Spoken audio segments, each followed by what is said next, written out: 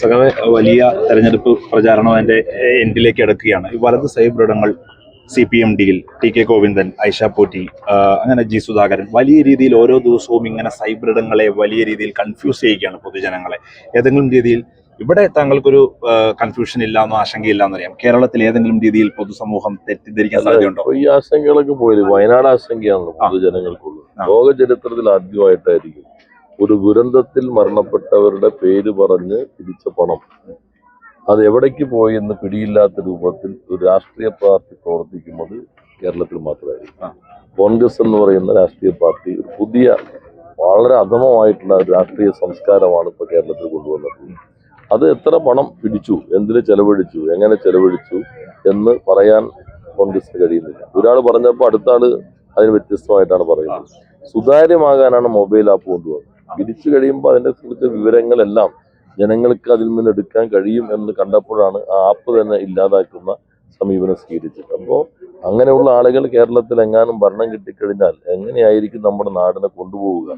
ഈ ആശങ്കയാണ് ഇപ്പോൾ അവരെ സ്നേഹിക്കുന്നവർക്ക് ഉൾപ്പെടെ ഉള്ളത്.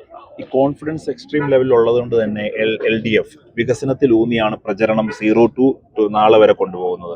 അപ്പോൾ ഇതിനെ ഇങ്ങനെ പല രീതിയിലുള്ള പല വിഷയങ്ങളെ കൊണ്ടുവന്നിട്ട് കൺഫ്യൂസ് ചെയ്യിക്കാൻ നോക്കുമ്പോൾ ഒരു നിഷ്പക്ഷ വോട്ടുകൾ ഏതെങ്കിലും രീതിയിലേക്ക് മാറാനുള്ള ഒരു സാധ്യത താങ്കൾ കാണുന്നുണ്ടോ?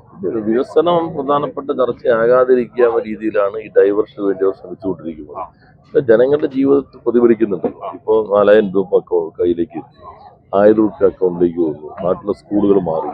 ഇവിടെ തന്നെ നോക്കുന്നത് ക്യാൻസർ സെന്ററിൽ നിന്ന് 100 കണക്കിന് ആളുകളാണ് അവിടെ ഇരിക്കുന്നത്.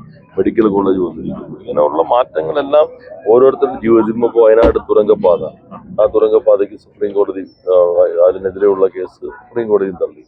ഹൈക്കോടതി കഴിഞ്ഞ ദിവസം വിധിയിലൂടെ പറഞ്ഞു കേരളത്തിലെ വ്യവസായ മേഖല വലിയ തോതിൽ മുന്നേറിയിരിക്കുന്നു. ഇങ്ങനെയുള്ള കാര്യങ്ങളെല്ലാം അവരുടെ ജീവിതത്തിൽ പ്രതിഫലിക്കുന്നുണ്ട്. മറ്റെല്ലാം 1-2 ദിവസം മാത്രം ആയുസ്സുള്ള വിവാദങ്ങളാണ്. പണ്ടത്തിൽ നിന്ന് വ്യത്യസ്തത എന്ന് പറഞ്ഞാൽ പണ്ട് ഇങ്ങനെ വിവാദമൊക്കെ ഉണ്ടാക്കി അതിങ്ങനെ പത്രത്തിൽ വന്നു, പിന്നെ ചാനലിൽ വന്നു, അതിന് മേലുള്ള ചർച്ച. ഇപ്പൊ അതിവേഗതയിൽ ഇത് തുറന്നു കാട്ടപ്പെടാനായിട്ട് സാമൂഹ്യ മാധ്യമങ്ങൾ വഴി കഴിയുന്നുണ്ട്. ഓരോന്നും നുണയാണ് എന്ന് തുറന്നു കാട്ടാൻ കഴിയുന്നു എന്നുള്ളതാണ് ഇപ്പോഴത്തെ ഒരു സൗകര്യം. അതുകൊണ്ട് തന്നെ ഈ തെരഞ്ഞെടുപ്പ് കാലഘട്ടത്തിൽ മാത്രമല്ല, കഴിഞ്ഞ കുറച്ചു കാലമായി UDF കൊണ്ടുവരാൻ ശ്രമിച്ച നുണകൾ കുറെ കൂടി വിജയകരമായിട്ട് ഈ തെരഞ്ഞെടുപ്പ് സമയത്ത് തുറന്നു കാട്ടാൻ കഴിഞ്ഞിട്ടുണ്ട്. അവസാനമായി 12 മിനിസ്റ്റേഴ്സ് പരാജയപ്പെടുമെന്നുള്ള ഒരു കണക്കിലേക്കാണ് ഇന്ന് വലതുപക്ഷം എത്തിയിരിക്കുന്നത്. ഏതെങ്കിലും രീതിയിൽ ഒരു ആശങ്ക? അല്ല, അതിപ്പോ വേണമെങ്കിൽ ഞങ്ങൾക്കും പറയാലോ. പ്രതിപക്ഷ നേതാവും മുൻ പ്രതിപക്ഷ അങ്ങനെയൊക്കെ എല്ലാവർക്കും പറയാമല്ലോ. ഇതൊക്കെ ജനങ്ങളല്ലേ വിധി എഴുതുന്നത്. ഇവരുടെ പോക്കറ്റിൽ നിന്ന് എടുത്തിട്ടുള്ള വിധി അവരുടെ ജീവിത അനുഭവത്തിന്റെ അടിസ്ഥാനത്തിൽ നിലപാടുകൾ സ്വീകരിക്കും. 80 വരെ അത്തരത്തിലുള്ള സ്വപ്നങ്ങൾ കാണാം. ഇപ്പോ ഒരു പ്രത്യേക അവസ്ഥയിലേക്കാണല്ലോ പ്രതിപക്ഷാതെ എത്തിയിരിക്കുന്നത്. അതുകൊണ്ട് ഓരോ ദിവസവും ഇന്നലെ പറഞ്ഞതിന് ഘടകവിരുദ്ധമായിട്ട് പറയുന്നു. യഥാർത്ഥത്തിൽ ഒരു 1-2 മാസമായിട്ട് അദ്ദേഹം പറയുമ്പോൾ അത്ര ഗൗരവത്തിൽ ആരും എടുക്കുന്നില്ല. അദ്ദേഹത്തിന് ഒരു ദിവസം പറഞ്ഞാൽ ഉറച്ചിരിക്കാൻ പറ്റുന്നില്ല. ഇപ്പൊ കഴിഞ്ഞ ദിവസം പറഞ്ഞില്ല വയനാട് എല്ലാം റെഡിയാണ്, പണി തുടങ്ങാൻ പോകുന്നത്. KPCC പ്രസിഡന്റ് ഇതിനൊരു പൈസ ഇല്ല. അപ്പൊ എങ്ങനെയാണ് പണിയാൻ പോകുന്നത്?